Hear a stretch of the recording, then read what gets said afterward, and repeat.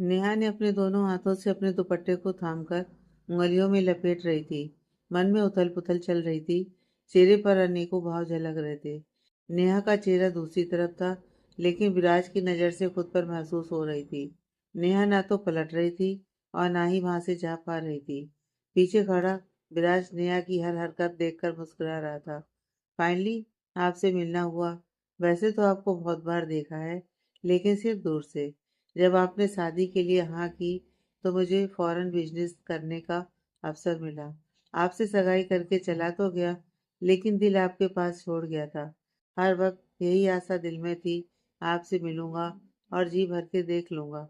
आपकी आवाज़ से इतनी मोहब्बत हो गई है, लेकिन पिछले 20 मिनट से आप मेरी आंखों के सामने हैं, लेकिन आपके मुंह से एक लफ्ज़ सुनने को नहीं मिला है। और कितना तड़पाएंगी?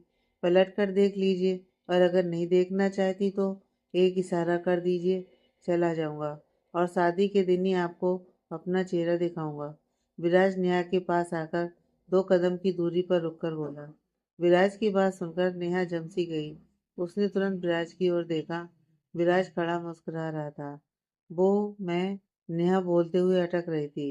रिलैक्स, कहीं बैठकर बात करें, विराज ने सहजता से कहा। नेहा ने हाँ में गर्दन हिलाई। तभी नेहा का फोन बजा। हेलो। हेलो नेहा, वैभव और मैं घर जा रहे हैं। व्योम के पास। वह रो रहा है। तुम विराज के साथ थोड़ा टाइम स्पेंड करके आ जाना, नंदी ने कहा, और पास खड़े वैभव की ओर देखकर मुस्कुरा दी। नहीं नंदी, मैं भी आती हूँ, नेहा ने कहा और विराज का चेहरा देखने लगी। विराज के चेहरे पर मायूसी के भाव उभर गए थे। मैं और वैभव निकल चुके हैं। तुम विराज के साथ हो। ऐसे आओगी तो उन्हें बुरा लग सकता है। बाकी तुम्हें जो ठीक लगे तुम वह करो, नंदी ने कहा और फोन काट दिया। क्या हुआ? विराज ने नेहा के चेहरे पर परेशानी देखते हुए कहा। वो व्योम रो रहा है, इसलिए नंदी और वैभव घर निकल गए, नेहा ने कहा और इधर उधर देखने लगी। हाँ, वो काफी देर से वह अपनी मम्मा से दूर होगा, इसलिए रो रहा होगा। मैं आपको घर छोड़ दूंगा, पहले एक कप कॉफी हो जाए, विराज ने कहा और अपनी नजर नेहा के चेहरे पर जमा दी। जी, नेहा ने हाँ में गर्दन हिलाई। तो दोनों मॉल में ही बने कैफेटेरिया के बाहर पहुंच गए। गार्ड ने कैफेटेरिया का दरवाजा खोला। विराज अंदर की ओर चल पड़ा। नेहा खड़ी खड़ी अभी भी इधर उधर देख रही थी। विराज ने कैफेटेरिया के बाहर खड़ी नेहा को देखा और फिर वापस बाहर आया और गार्ड को दरवाजा बंद करने का इशारा कर दिया। चलिए, मैं आपको घर छोड़ देता हूँ, विराज ने नेहा को देखते हुए कहा और बाहर की ओर जाने लगा। नेहा भी चुपचाप उसके पीछे पीछे चल पड़ी। मॉल के बाहर आकर विराज ने नेहा को बैठने का इशारा किया और गाड़ी का दरवाजा खोल दिया। नेहा सीट पर बैठ गई और अपनी सीट बेल्ट बांधने लगी। विराज भी दूसरी तरफ से आया और ड्राइविंग सीट पर बैठकर गाड़ी स्टार्ट कर दी। नेहा की नज़र विराज की ओर उठ गई, लेकिन विराज का ध्यान सिर्फ ड्राइविंग पर था। विराज को नेहा की नज़र खुद पर महसूस हुई, तो उसने नेहा की तरफ देखा। दोनों की नजरें मिली। नेहा झेप कर बाहर देखने लगी। मैं ठीक हूँ। आप तो पूछेंगी नहीं, इसलिए सोचा खुद ही बता दूं। आप कैसी हैं? बताना चाहें तो आप बता सकती हैं, विराज ने सामने देखते हुए नेहा से कहा। यहाँ गाड़ी रोक दीजिए, नेहा ने विराज की ओर देखते हुए कहा। नेहा की बात सुनते ही विराज ने एकदम से गाड़ी का ब्रेक लगाई और गाड़ी साइड में लगा ली। क्यों? क्या हुआ? आई एम सॉरी, मेरा वो मतलब नहीं था। मैं तो बस आपकी आवाज़ सुनने के लिए कह रहा था। मैंने सोचा अपना हाल बताते हुए आपकी आवाज़ तो सुन पाऊंगा। सॉरी, मैं आपको घर तक छोड़ देता हूँ। आप माफ़ी क्यों मांग रहे हैं? यहाँ रोकने के लिए इसलिए कहा क्योंकि इस कैफेटेरिया की कॉफ़ी मुझे बहुत पसंद है। मैं और नन्ही अक्सर यहाँ कॉफ़ी पीने आते हैं। मॉल की कॉफ़ी मुझे पसंद नहीं, इसलिए आपको यहाँ गाड़ी रोकने के लिए कहा, नेहा ने गर्दन झुकाकर कहा और गाड़ी का दरवाज़ा खोलने लगी। नेहा की बात सुनते ही विराज के चेहरे पर मुस्कुराहट फैल गई। उसने जल्दी से गाड़ी का दरवाज़ा खोला और बाहर आया। बाहर आकर नेहा की तरफ का दरवाज़ा खोलकर अपना हाथ बढ़ाकर नेहा को बाहर आने का इशारा किया। नेहा भी विराज के हाथ पर अपना हाथ रखकर बाहर आ गई। दोनों कैफेटेरिया की ओर बढ़ गए। वैभव और नंदनी लेक के किनारे एक दूसरे का हाथ थामकर बैठे हुए थे। नेहा विराज के साथ कंफर्टेबल तो होगी ना? नन्ही ने वैभव के कंधे पर अपना सिर टिकाए हुए कहा। विराज बहुत अच्छा लड़का है और नेहा सब कुछ तो जानती है विराज के बारे में, और विराज भी नेहा के बारे में सब जानता है। एक दो बार मिलने के बाद दोनों कंफर्टेबल हो जाएंगे। वैभव ने नन्ही का सर चूमते हुए कहा। नन्ही की आंखें बंद हो गईं। वैभव नन्ही के कंधे से पकड़ते हुए उसे अपने करीब किया और उसके सिर से सिर लगाकर बैठा रहा। अब घर चलें? नन्ही ने सिर उठाकर वैभव को देखकर कहा। क्यों? मेरे साथ यहाँ अच्छा नहीं लग रहा जो घर चलने की बात कर रही हो? और वैसे भी घर पर कितने काम होते हैं कि तुम्हें मेरी तरफ देखने का वक्त ही नहीं मिलता। इसलिए चुपचाप बैठी रहो। अभी नहीं जा रहे हम। वैभव ने नन्ही को और करीब करते हुए कहा। नन्ही ने नजरें उठाकर वैभव को घूरा और उसका हाथ अपने कंधे से हटाकर खड़ी हो गई। वैभव भी उसके साथ खड़ा हो गया। नन्ही गाड़ी की तरफ बढ़ गई। वैभव ने पीछे से जाकर उसका हाथ पकड़ लिया। थोड़ी देर और रुकते हैं ना? वैभव ने आंखों से ही रिक्वेस्ट करते हुए नन्ही से कहा। बहुत वक्त हो गया। वेद और व्योम मॉम को तंग कर रहे होंगे। हमें चलना चाहिए। नन्ही ने सहजता से कहा। दोनों गाड़ी में आकर बैठ गए। वैभव ने तिरछी नजरों से नन्ही को घूर कर देखा और गाड़ी स्टार्ट करने लगा। नन्ही ने वैभव के हाथ पर अपना हाथ रखा तो वैभव ने हल्के से नन्ही का हाथ झटक दिया। नन्ही ने गाड़ी की चाबी निकाली तो वैभव नन्ही से चाबी छीनने लगा। नन्ही चाबी अपने हाथ से इधर उधर कर रही थी। वैभव ने नन्ही की कलाई कसकर पकड़ी और चाबी छीनकर गाड़ी स्टार्ट कर दी। नन्ही ने वैभव की ओर गुस्से से देखा और चेहरा बाहर की ओर करके बैठ गई। वैभव ने भी गुस्से से गाड़ी घर की तरफ बढ़ा दी। कैफेटेरिया के कोने में लगे टेबल पर आमने सामने नेहा और विराज बैठे हुए थे। वेटर आया और 2 कप कॉफी रखकर चला गया। नेहा ने विराज की ओर देखा और उसकी ओर कॉफी का कप बढ़ा दिया। विराज ने नेहा को देखते हुए कॉफी का कप उठा लिया और पीने लगा। नेहा ने भी अपना कॉफी का कप उठाया और एक सिप लेकर वापस टेबल पर रख दिया। आई एम सॉरी, नेहा ने कहा तो विराज हैरानी से नेहा को देखने लगा। आप इतनी दूर से मेरे लिए आए और मैंने आपसे बात नहीं की। I am really sorry. आपको बुरा तो नहीं लगा? नेहा ने गहरी सांस लेते हुए कहा। आपकी किसी बात का मुझे बुरा लगे, ऐसा तो हो ही नहीं सकता। मुझसे कोई गलती हुई हो तो आई एम सॉरी। आपको अचानक बिना बताए आ गया। मुझे आपको बताना चाहिए था। ऐसे ही एकदम से आपके सामने आकर आपको अनकंफर्टेबल कर दिया। विराज ने भी गहरी निगाहों से नेहा को देखते हुए कहा। नहीं, ऐसी कोई बात नहीं। आपका काम कैसा चल रहा है? नेहा को कुछ नहीं सूझा तो उसने काम के बारे में पूछ लिया। विराज के चेहरे पर स्माइल आ गई। काम तो बहुत अच्छा चल रहा है, लेकिन फिलहाल तो सिर्फ शादी की तैयारियां चल रही हैं। आपके आने का इंतजार है। जब आप ऑब्वियसली मेरी हो जाएंगी, मिसेस नेहा विराज अग्रवाल। विराज ने कप टेबल पर रखते हुए कहा। अपना नाम इस तरह से विराज के साथ जुड़ते हुए सुनकर नेहा के दिल में अजीब से एहसास उत्पन्न हो रहे थे। नेहा की नजरें विराज की नजरों से मिल गईं। आज नेहा कुछ अलग ही महसूस कर रही थी। विराज ने नेहा के हाथ पर अपना हाथ रखा तो नेहा ने नजरें उठाकर विराज की ओर देखा। विराज के चेहरे पर स्माइल देखकर नेहा ने अपना हाथ नहीं हटाया। विराज ने नेहा का हाथ सीधा किया और उस पर एक छोटा सा बॉक्स रखा और हाथ छोड़ दिया। नेहा ने सवालिया नजरों से विराज की ओर देखा तो विराज ने आंखों से इशारा करते हुए गिफ्ट खोलने के लिए कहा। नेहा ने वह बॉक्स खोला तो इसमें से बहुत ही प्यारी सिल्वर चैन निकली जिस पर नेहा और विराज के नाम का पेंडेंट बना हुआ था। मैं ये कैसे? नहीं, मैं ये नहीं ले सकती, नेहा ने कहा।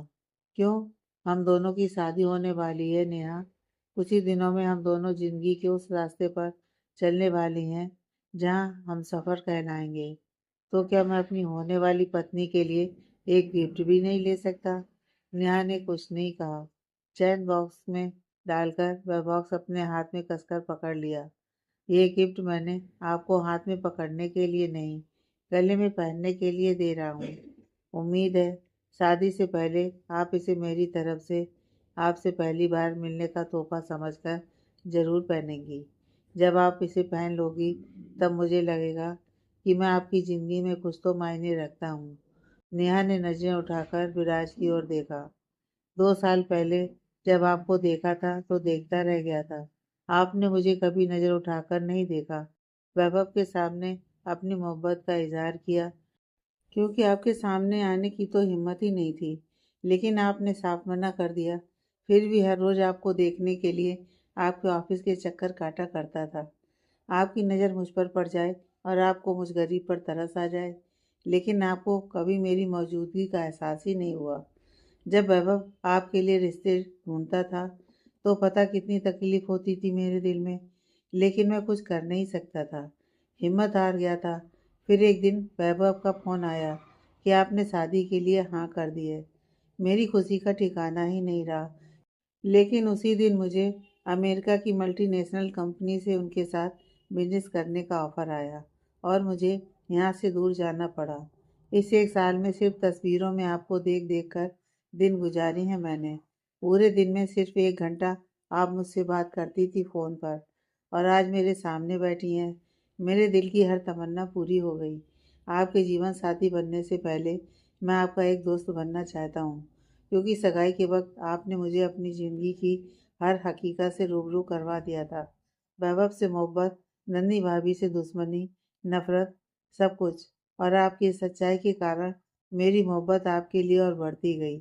आपकी मोहब्बत की मैं दिल से रिस्पेक्ट करता हूँ, इसलिए शादी के बाद भी आपको मैं कभी अनकंफर्टेबल फील नहीं होने दूंगा।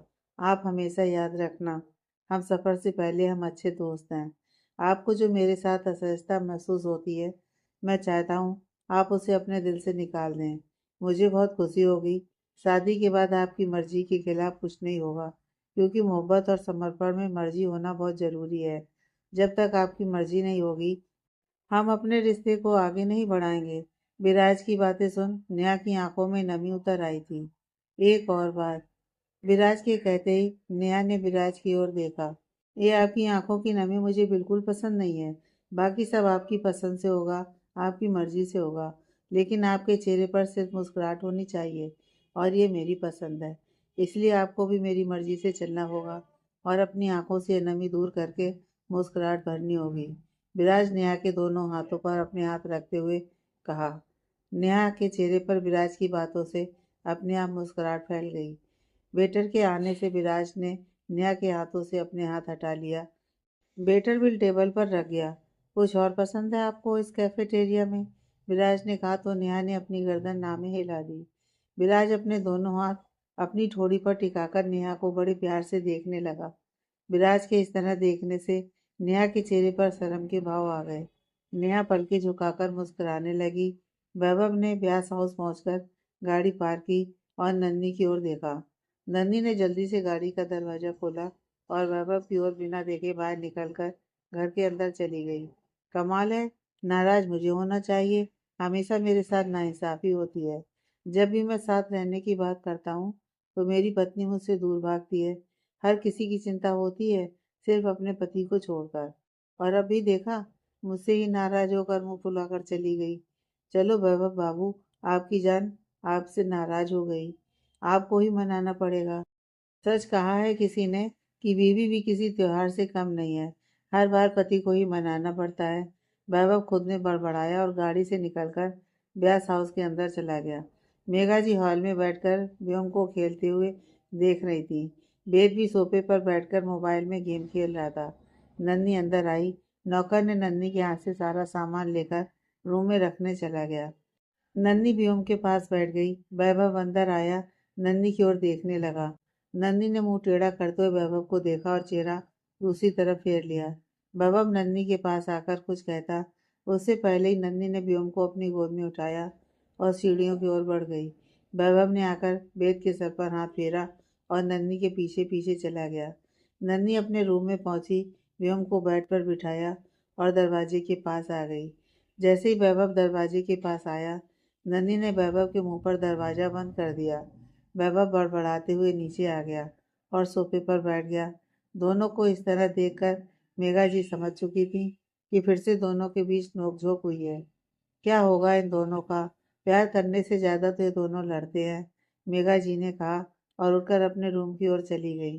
वैभव बेड के पास बैठकर नन्ही को मनाने के तरीके सोचने लगा। चलें, बहुत देर हो गई है, नेहा ने हिम्मत करके कहा। विराज ने मुस्कुराते हुए अपनी गर्दन हाँ में हिलाई और उठकर खड़ा हो गया। नेहा भी उठ गई। विराज ने वेटर को इशारा किया तो वेटर पैसे लेकर चला गया। विराज और नेहा बाहर आकर अपनी गाड़ी में बैठ गए। विराज ने गाड़ी स्टार्ट की और ब्यास हाउस की ओर बढ़ा दी। नेहा खिड़की से बाहर देख रही थी और विराज खिड़की से आती हवा से उड़ रहे नेहा के सुनहरे बालों को देख रहा था। नेहा ने मुड़कर विराज की ओर देखा तो उसे खुद को देखते पाया। नेहा ने आंखों के इशारे से विराज को ड्राइविंग पर ध्यान देने के लिए कहा। थोड़ी देर में गाड़ी ब्यास हाउस के बाहर आकर रुकी।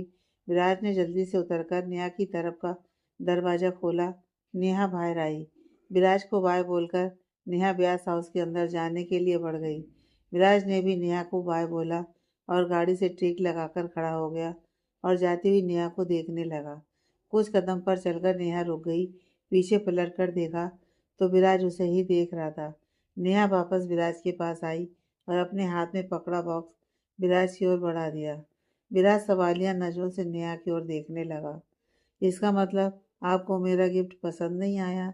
विराज ने सवाल किया। नेहा ने बिना कोई जवाब दिए अपने एक हाथ से विराज का हाथ थामा और उसके हाथ में वह बॉक्स थमाकर पलटकर खड़ी हो गई। विराज असमंजस के भाव से नेहा को देखने लगा। नेहा ने मुड़कर एक नज़र विराज के चेहरे को देखा और फिर अपने एक हाथ से अपने बाल आगे की ओर कर लिए। विराज की नज़र नेहा की खुली पीठ पर गई। नेहा ने डीप बैकलेस कुर्ता पहना हुआ था। विराज ने अपनी नज़रें झुका लीं। खुद अपने हाथ से पहनाएंगे तो और भी ज़्यादा अच्छा लगेगा। नेहा ने विराज की तरफ पीठ किए हुए ही कहा। विराज को नेहा की बात समझ आई तो उसके चेहरे पर मुस्कान ठहर गई। विराज ने हाथ बढ़ाकर नेहा के गले में वो पेंडेंट पहना दिया। पेंडेंट पहनाते वक्त विराज की उंगलियां नेहा के गले को छू गईं। नेहा अपनी जगह पर जम गई और अपनी आंखें बंद कर लीं। बहुत खूबसूरत लग रहा है पेंडेंट आपके गले में आकर, विराज ने उसके सामने आकर कहा। नेहा ने आंखें खोली और विराज को देखकर ब्यास हाउस के अंदर जाने लगी। विराज ने जाती हुई नेहा का हाथ थाम लिया। नेहा ने पलटकर नहीं देखा तो विराज ने नेहा का हाथ छोड़कर अपने हाथ बांधकर खड़ा हो गया। नेहा ने एक नज़र विराज को देखा और घर के अंदर भाग गई। विराज भी मुस्कुराकर अपनी गाड़ी में बैठकर घर के लिए निकल गया। अपने रूम की खिड़की पर खड़ी नन्ही ने उन दोनों को देखा तो उसके चेहरे पर भी मुस्कुराहट आ गई। वैभव जो गाड़ी की आवाज़ सुनकर बाहर की ओर आया था, नेहा और विराज को देखकर वहीं छुपकर उनको देख रहा था। दोनों के रिश्ते को आगे बढ़ते देख वह भी खुश हो गया। नेहा अंदर पहुंची और सीधा अपने कमरे की तरफ भाग गई। रूम में पहुंचकर दरवाजा बंद किया और उसी दरवाजे से टिककर खड़ी हो गई। सांसें तेज चल रही थीं। विराज की उंगलियों का उसके गले पर स्पर्श करना अलग ही एहसास करा गया था उसे। नेहा खुद को शांत करने की कोशिश में लगी हुई थी। आंखों के सामने विराज के साथ बिताए पल रील की तरह चल रहे थे। नेहा आंखें खोल टेबल की ओर बढ़ी और पानी का गिलास उठाकर एक ही सांस में पी गई। फोन पर मैसेज आने से नेहा का ध्यान फोन पर गया तो वह अपने फोन को देखकर बेड पर औंधे मुंह लेट गई। मैसेज विराज का था जिसमें थैंक यू के साथ आई लव यू लिखा था। नेहा के चेहरे पर शर्मीली सी मुस्कान उभर आई और उसने फोन साइड पर रखकर अपना चेहरा तकिए में छुपा लिया। विराज अपने घर के बाहर गाड़ी पार्क करके नेहा के रिप्लाई का इंतजार कर रहा था। कुछ देर तक नेहा का रिप्लाई नहीं आया। विराज अपना सिर झटक कर गाड़ी से निकलकर घर के अंदर चला गया। विराज के माता पिता विनोद अग्रवाल विनीता अग्रवाल हाल में सामान फैलाए बैठे थे। विराज उनके पास जाकर अपनी मां विनीता अग्रवाल के गले में बाहें डालकर बैठ गया। विनीता जी ने घूरते हुए विराज की तरफ देखा और चेहरा दूसरी साइड करके बैठ गईं। सॉरी मम, विराज ने एक हाथ से अपनी माँ का चेहरा अपनी तरफ करते हुए कहा। आते ही कहाँ निकल गया था तू? विनीता जी ने नाराजगी से कहा। अरे मम, आपकी बहू से मिलने गया था। नेहा के बारे में सुनते ही विनीता जी के चेहरे पर खुशी की लकीरें उभर आईं। तो मुझे भी ले जाता ना, मैं भी मिलना चाहती हूँ अपनी बहू से। मॉम, मैं खुद मिलने से डर रहा था तो आपको कैसे बताता। और वैसे भी बड़ी शर्मीली है आपकी बहू, मुझसे बात ही नहीं कर रही थी। आप खुद ही कॉल कीजिए और मिलने का प्लान बना लो। आपके साथ साथ मैं भी मिल लूँगा। नहीं, हम परसों शगुन देने जा रहे हैं। तुम तो मिल आए, अब तुझे नहीं लेकर जाएंगे। विनीता जी ने भी विराज को परेशान करने के इरादे से कहा। प्लीज़ मॉम, मैं भी चलूँगा आपके साथ, विराज ने मासूम सा चेहरा बनाते हुए कहा। हाँ हाँ, तुम भी साथ चल रहे हो, तुम्हारे बिना शगुन की रस्म कैसे पूरी होगी, विनोद जी ने कहा। विराज ने दोनों के बीच बैठकर गले में बाहें डालकर अपने मैम डैड को बारी बारी से किस किया और उनके गले लग गया। थोड़ी देर बाद विराज अपने कमरे में पहुंचा, तभी उसके फ़ोन में नेहा का मैसेज झिलमिला रहा था। थैंक यू की कोई बात नहीं, गुड नाइट। नेहा के मैसेज से विराज के चेहरे पर स्माइल आ गई। अभी तो शाम हुई है, अभी से गुड नाइट। मैसेज छोड़कर विराज बाथरूम में फ्रेश होने के लिए चला गया। बाथरूम से बाहर आकर देखा तो फ़ोन पर नेहा का फिर से मैसेज आया था। विराज ने खुश होकर रिप्लाई किया। काफ़ी देर दोनों मैसेज में बातें करते रहे। हाल में बैठकर वैभव नन्ही को मनाने के तरीके ढूंढ रहा था, लेकिन नन्ही मुंह फुलाकर अपने कमरे में बैठी हुई थी। डिनर के वक्त मेघा जी ने सबको बुलाया तो सब आकर डाइनिंग टेबल पर डिनर के लिए बैठ गए। डिनर करने के बाद सब लोग हॉल में ही बैठ गए। सब सामान देख लिया ना नन्ही, परसों शगुन है, किसी चीज़ की कमी नहीं होनी चाहिए, मेघा जी ने सामान की लिस्ट देखते हुए कहा। जी मम, सब तैयारी हो गई हैं, नन्ही ने तिरछी नज़र से नेहा को देखते हुए कहा, जो अपने फ़ोन पर मैसेज टाइप कर रही थी। बहुत ही खूबसूरत पेंडेंट है, नन्ही ने नेहा के करीब जाकर उसके गले में पहने हुए पेंडेंट को अपने हाथों में लेते हुए कहा। हाँ, वो विराज ने दिया, नेहा ने कहा। विराज ने सिर्फ दिया या फिर खुद अपने हाथों से पहनाया भी, नन्ही ने नेहा को छेड़ते हुए कहा। नन्ही के बोलते ही सबकी नज़रें नेहा की तरफ उठ गईं। वैभव भी होंठ दबाकर हंस पड़ा। नेहा ने घबराकर नन्ही की ओर देखा तो नन्ही के चेहरे पर शैतानी मुस्कुराहट थी। नहीं, मुझे दिया था, मैंने खुद ही पहन लिया, नेहा ने झूठ बोल दिया। राजेंद्र जी को उसी वक्त किसी का फ़ोन आया, तब उठकर दूसरी तरफ बात करने चले गए। पर मुझे तो ऐसा लगा जैसे उन्होंने खुद पहनाया हो, मैंने तो खिड़की से देखा, विराज तो तुम्हें खुद पहना रहे थे, नन्ही ने नेहा को तंग करते हुए कहा। नेहा के चेहरे पर हैरानी और मुस्कुराहट के मिले जुले भाव उभर आए। नेहा ने सिर झुका लिया। अरे वाह, हमारी नेहा को शर्माना भी आता है, मुझे तो आज पता लगा। नंदी के बोलने से मेघा जी और वैभव नेहा को देखकर हंसने लगे। नेहा शर्माकर नंदी के गले लग गई। मैं तुम्हारे लिए बहुत खुश हूँ नेहा, तुमने अपनी तरफ से विराज और अपने रिश्ते के लिए कोशिश की, मुझे यह देखकर बहुत खुशी हुई।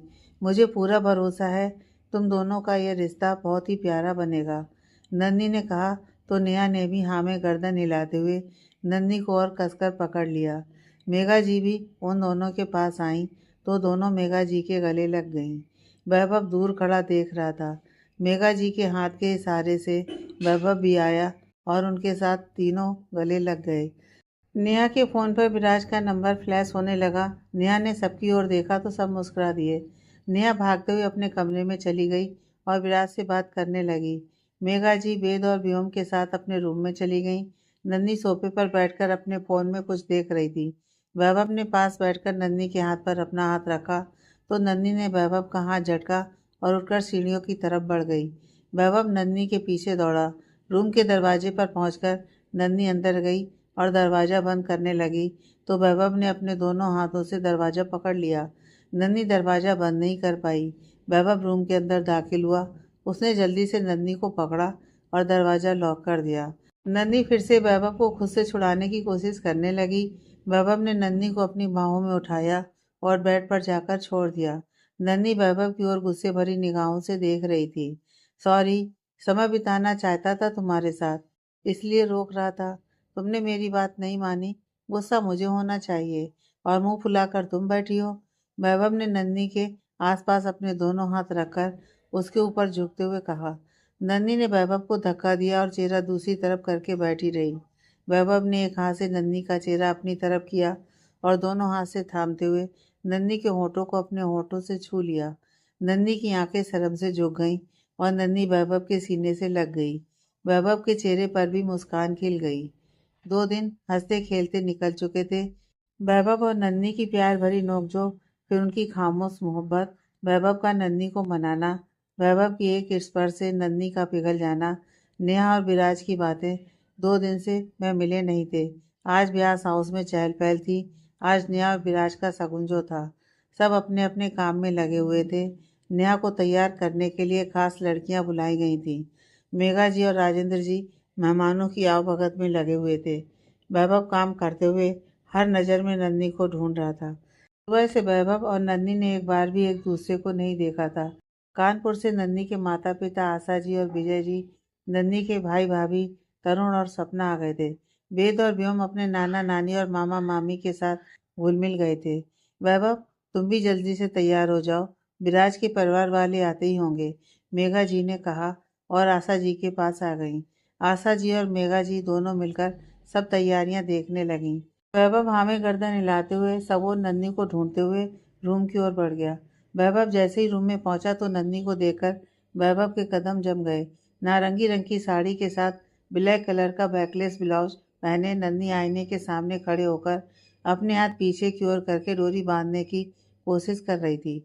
दरवाजे पर आहट सुनकर नन्ही ने पलटकर देखा। मांग में बड़ा सा सिंदूर, आंखों में काजल, माथे पर छोटी सी ब्लैक कलर की बिंदी, कानों में बड़े बड़े झुमके, गले में मंगलसूत्र, बालों को खुला रखकर एक साइड कर रखा था। नन्ही को देखकर वैभव पलके झपकाना ही भूल गया। वैभव की नज़र खुद पर पड़ते ही नन्ही ने शर्माकर जमीन में नजरें गड़ा लीं।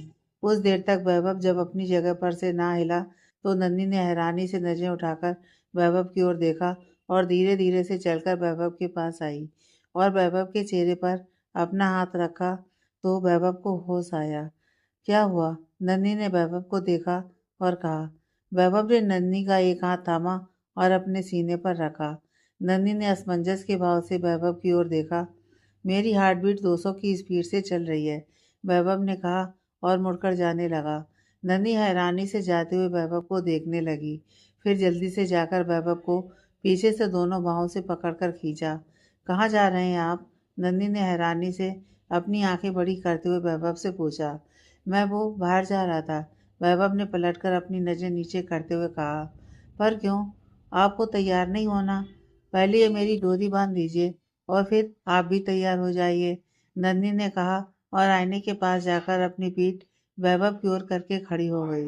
नन्ही ने आईने में से देखा तो वैभव अभी भी नजरें झुकाए वहीं पर खड़ा था। नन्ही मुड़कर वैभव की ओर आई और उसका हाथ थामकर अपने साथ ले जाकर आईने के पास खड़ा कर दिया और उसके सामने पीठ करके खड़ी हो गई। वैभव आईने में से नन्ही का चेहरा देख रहा था। नन्ही ने भौहें उचकाकर पूछा, क्या हुआ? तो वैभव ने गर्दन ना में हिलाकर ना कहा और अपने हाथ नन्ही की पीठ की तरफ किए। वैभव के हाथ नन्ही की पीठ पर लगते ही उससे पहले ही नन्ही ने आईने में से देखा। दरवाजे पर मेड वेद और व्योम को लिए खड़ी थी। नन्ही पलटकर उसकी तरफ आई तो वैभव ने अपने हाथ नीचे किए और कसकर अपनी आंखें बंद कर लीं। मम्मा, दादी ने कहा है व्योम को रेडी कर दो और मुझे भी, वेद ने कहा। नन्ही ने जल्दी से व्योम को अपनी गोद में उठाया और बेड पर बिठा दिया और कबर्ड में से वेद और व्योम के कपड़े निकालने लगी। कपड़े लेकर नन्ही व्योम को रेडी करने लगी। मेड वेद को रेडी करने में हेल्प करने लगी। रह रहकर वैभव की नज़र नन्ही की ओर उठ रही थी।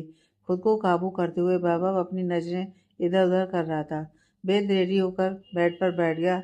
नन्ही ने वैभव के कपड़े कबर्ड से निकाले और वैभव की तरफ बढ़ा दिए। वैभव अपने कपड़े चेंज करने के लिए बाथरूम की ओर बढ़ गया। नन्ही ने व्योम को रेडी किया और दोनों बच्चों को मेड के साथ नीचे भेज दिया और वैभव का इंतजार करने लगी। कितना वक्त लगाते हैं चेंज करने में, याद ही नहीं रहा। मीना आई थी, उससे ही डोरी बंधवा लेती, नन्ही खुद में बड़बड़ा रही थी। तभी वैभव बाथरूम से बाहर आया, जिसने वाइट शर्ट के साथ डेनिम ब्लू कलर की जीन्स पहन रखी थी। बाजू से आस्तीन फोल्ड करते हुए वैभव नन्ही की ओर आया, ड्रेसिंग टेबल पर पड़ी अपनी घड़ी उठाई और अपनी कलाई में पहनकर अपने बालों को सेट करने लगा। नन्ही वैभव को देख रही थी। वैभव बहुत स्मार्ट लग रहा था। वैभव को हमेशा से वाइट कलर पहनना बहुत अच्छा लगता था, इसलिए आज के लिए भी नन्ही ने उसके लिए वाइट कलर की शर्ट ही खरीदी थी, जिसमें वैभव की पर्सनालिटी देख नन्ही उस पर से नजरें नहीं हटा पा रही थी। वैभव नन्ही को बिना देखे बाहर जाने के लिए मुड़ गया। अरे मेरी डोरी, नन्ही ने खींचते हुए कहा तो वैभव के कदम ठहर गए। वैभव पलटा। नन्ही गुस्से से उसको घूर रही थी। क्या बात है, आप मेरी तरफ देख क्यों नहीं रहे? क्या मैं अच्छी नहीं लग रही? नन्ही ने खुद को आईने में देखते हुए वैभव से पूछा। वैभव नन्ही के पीछे खड़े होकर उसे आईने में देखने लगा। नन्ही ने 2-3 बार अपनी पलकें झपकाई तो वैभव के चेहरे पर मुस्कुराहट आ गई। वैभव ने नन्ही के ब्लाउज की डोरी बांधी और उसे बाहों से पकड़कर अपनी तरफ घुमाया। नन्ही वैभव की आंखों में देखने लगी। पता है नन्ही, आज तुम बहुत खूबसूरत लग रही हो। वैसे तो हर रोज मुझे खूबसूरत ही लगती हो तुम, लेकिन आज तुम्हारा यह रूप बहुत ही दिलकश लग रहा है। गुरूर हो रहा है खुद पर कि तुम मेरी हो। तुम्हें छूने, तुम्हें देखने का हक सिर्फ मुझे है। नन्ही की आंखों में देखते हुए वैभव ने आगे कहा, आज तुमसे नजर हटा नहीं पा रहा हूँ। जब से इस कमरे में आया हूँ बेकाबू हो रहा है मेरा दिल। तुम्हें अपने सामने देखकर खुद को रोक नहीं पा रहा हूँ तुम्हारे करीब आने से। मैं नहीं चाहता कि तुम्हारा मेकअप खराब हो, तुम्हें दोबारा मेकअप करना पड़े, दोबारा लिपस्टिक लगानी पड़े, इसलिए जा रहा हूँ।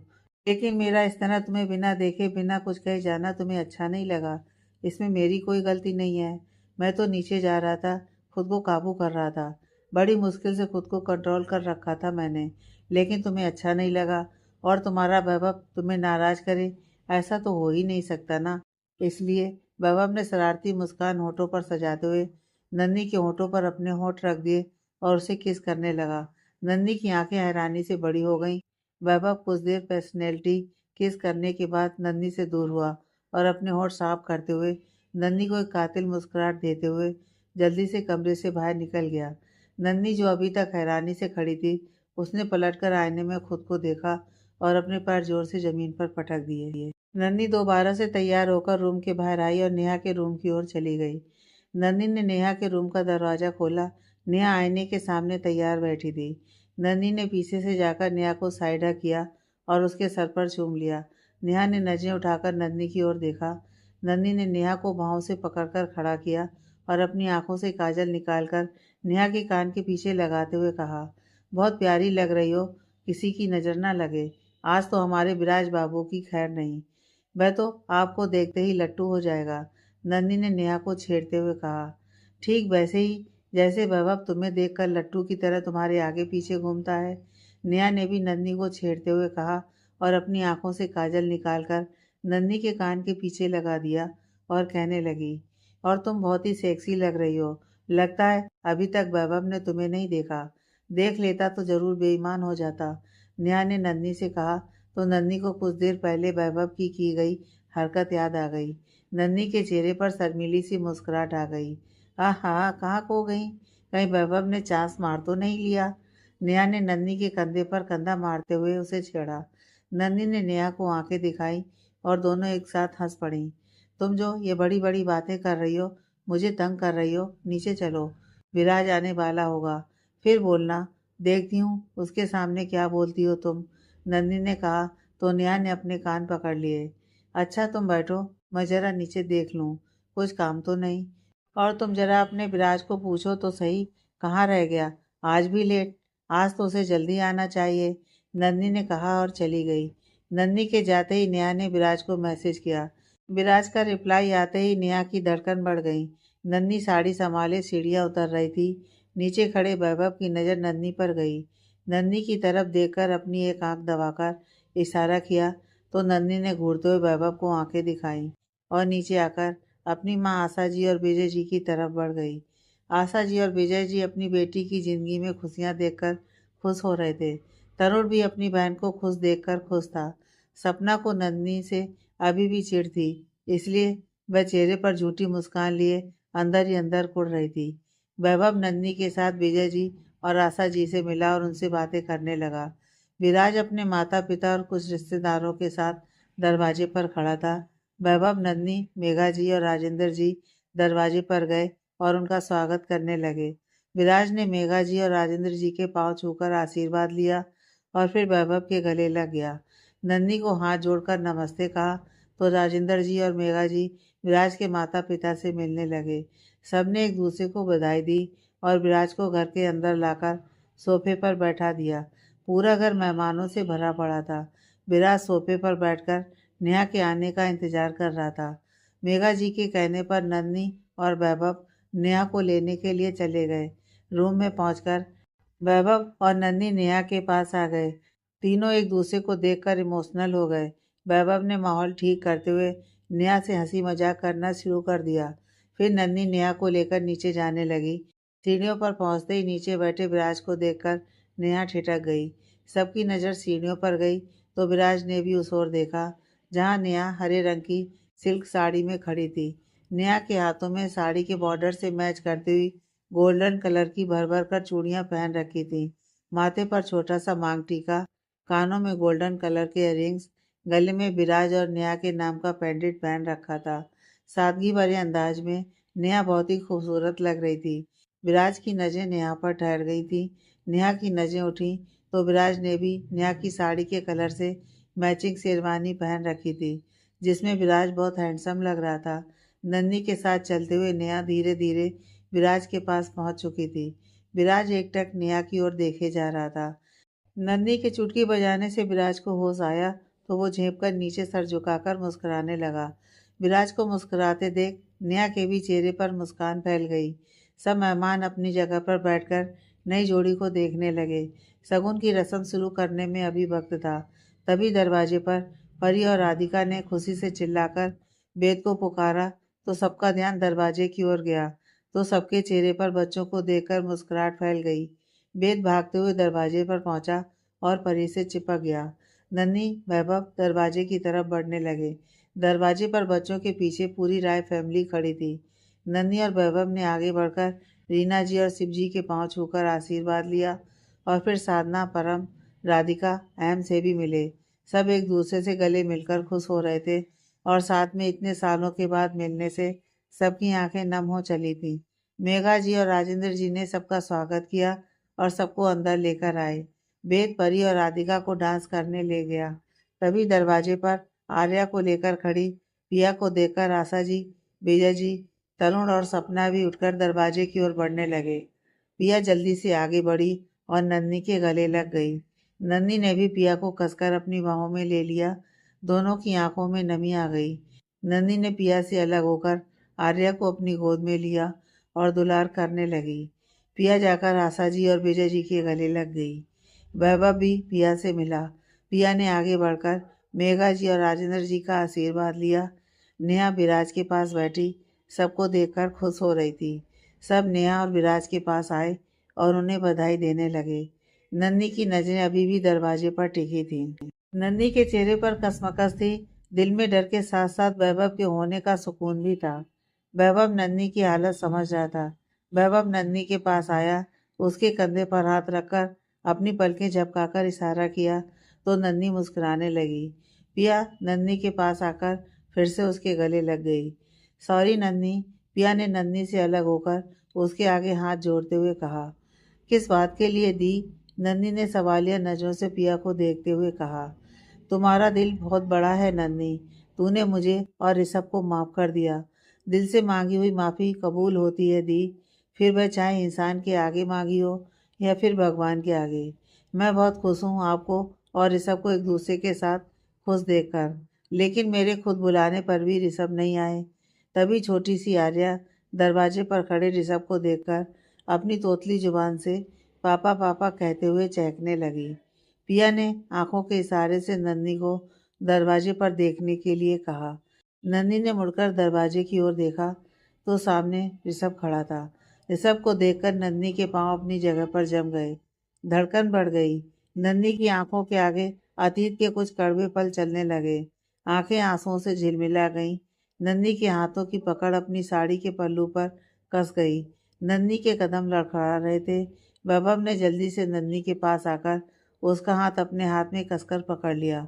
नन्ही ने वैभव की ओर देखा, आंखें बंद की तो आंसू की बूंदें नन्ही के गालों पर लुढ़क गईं। वैभव ने हाथ बढ़ाकर नन्ही के आंसू साफ किए और अपनी आंखों से इशारा करके नन्ही को आश्वस्त किया। नन्ही ने अपने होंठ भींचकर दोबारा ऋषभ की ओर देखा। दरवाजे पर ऋषभ ब्लैक कलर के 3 पीस सूट में एक हाथ में बैसाखी लिए खड़ा था। ऋषभ ने नन्ही की ओर देखा। नन्ही के हाथ की पकड़ अपनी साड़ी के पल्लू पर ऋषभ ने देख ली थी। नन्ही की आंखों से बहते आंसू देखकर ऋषभ के दिल में टीस उठी।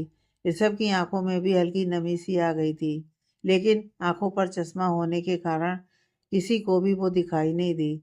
ऋषभ ने आंसुओं को छिपाते हुए अपने चेहरे पर मुस्कान सजा दी। वैभव नन्ही का हाथ छोड़ दरवाजे पर खड़े ऋषभ की ओर बढ़ा और ऋषभ से हाथ मिलाकर गले से लगा लिया। ऋषभ ने भी वैभव को एक हाथ से गले लगाया।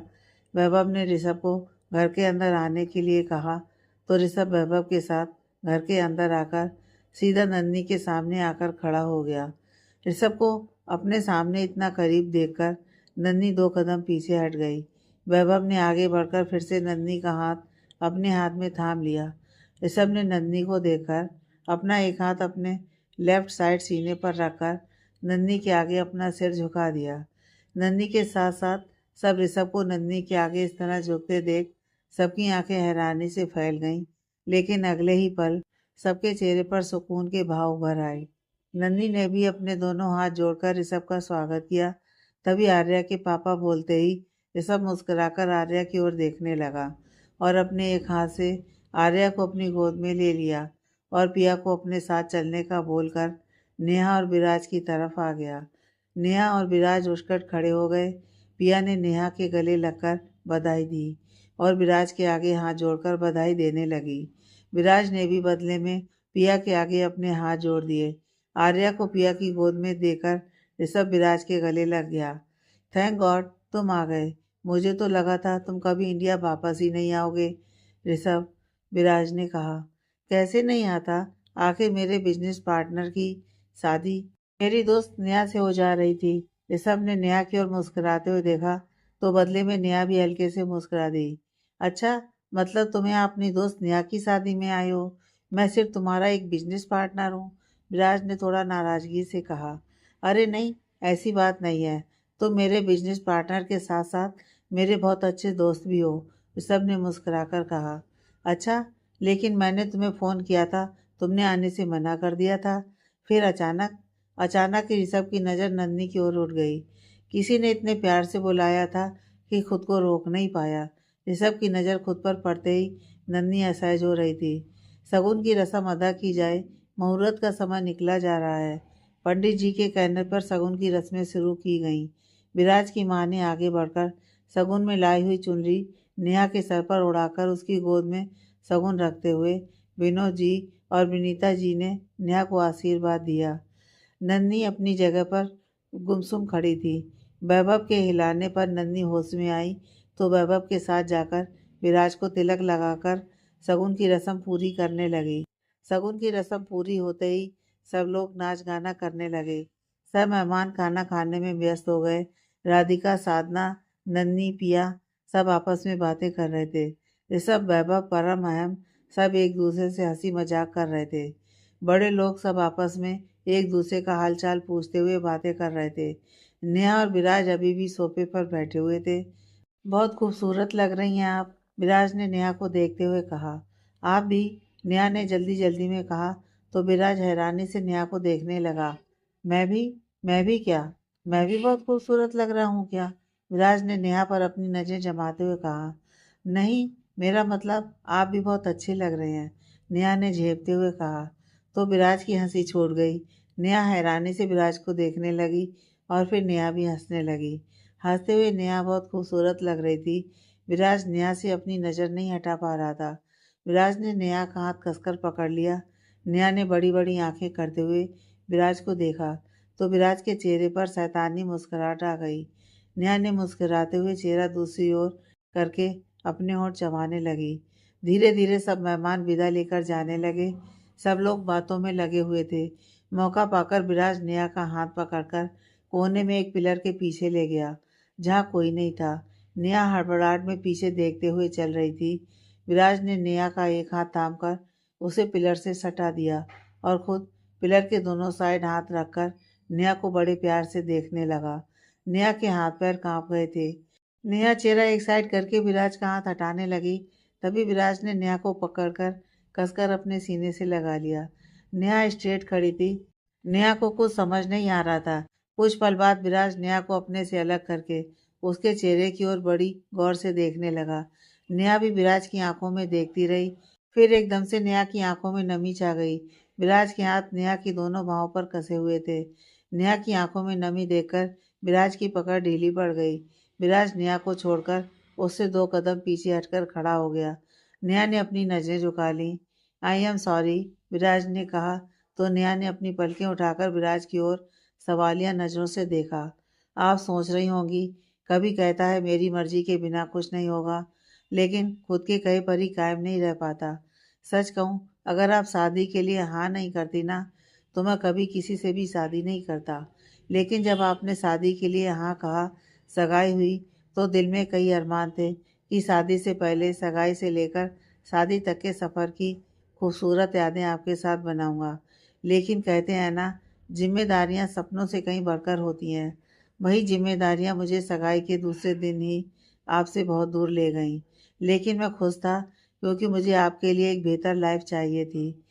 मुझे कुछ करना था, अपने बिजनेस को आगे बढ़ाना था, जिससे भविष्य में आपको खुश रख सकूं, आपकी हर ज़रूरत पूरी कर सकूं। इसलिए शादी से 10 दिन पहले आ गया। सोचा कि 10 दिन में इतनी यादें बनाऊंगा कि पूरी ज़िंदगी फिर अपने बच्चों को अपने किस्से बताया करूंगा। जानता हूँ, आपको मुझसे मोहब्बत नहीं, लेकिन मुझे आपसे बेशुमार मोहब्बत है। इतनी मोहब्बत कि हंसते-हंसते आपके लिए अपनी जान भी दे दूँ, और मेरी मोहब्बत हम दोनों के लिए काफ़ी है। लेकिन आपकी मर्ज़ी के खिलाफ़ कुछ नहीं करना चाहता। जब भी आपको देखता हूँ, बेकाबू हो जाता हूँ।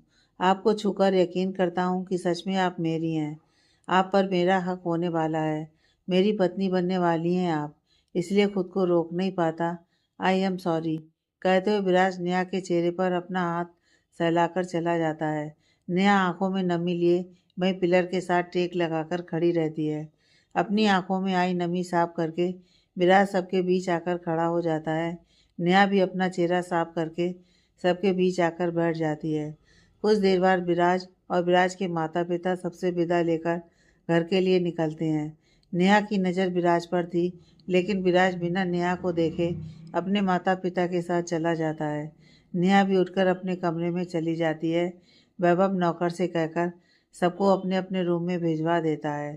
फंक्शन से थककर सब लोग अपने अपने रूम में आकर फ्रेश होते हैं और थोड़ी देर आराम करने लगते हैं। नन्ही ऋषभ के साथ अभी भी अनकंफर्टेबल महसूस कर रही थी। बालकनी में खड़ी नन्ही अपनी सोच में डूबी थी। तभी वैभव ने आकर उसके कंधे पर हाथ रखा, तो नन्ही ने पलटकर वैभव की ओर देखा और उसके सीने से लग गई। वैभव की बाहें भी नन्ही की पीठ पर कस गईं। क्या हुआ नन्ही? वैभव ने नन्ही के बालों को सहलाते हुए पूछा। कुछ नहीं, नन्ही ने अपने हाथों की पकड़ वैभव की पीठ पर कसते हुए कहा। तुम जो सोच रही हो ना, वैसा कुछ नहीं है। अगर ऋषभ के मन में अभी भी कुछ होता, तो वह उस दिन तुम्हें मेरे पास वापस नहीं आने देता। आज हम दोनों साथ नहीं होते। ऋषभ और पिया एक दूसरे के साथ बहुत खुश हैं।